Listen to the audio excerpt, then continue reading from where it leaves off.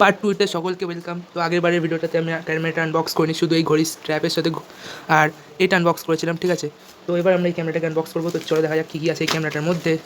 সবার ফার্স্ট এটার ভিতর থেকে বেরোয় একটা কালো রঙের পাউচ, যেটা দেখতে তো অনেকটাই অসাধারণ।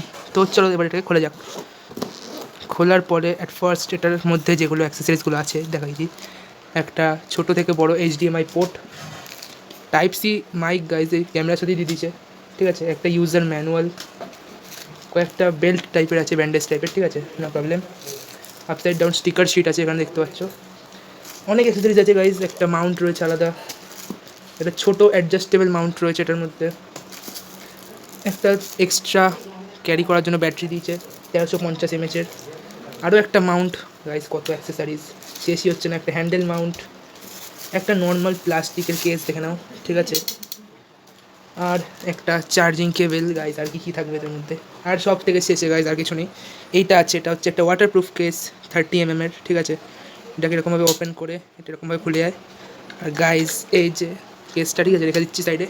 আর এই যে গাইজ আমাদের গো ক্যাম ডিজিটাকে দেখতেই পাচ্ছ, দাম হচ্ছে মাত্র 7800 টাকা, ঠিক আছে।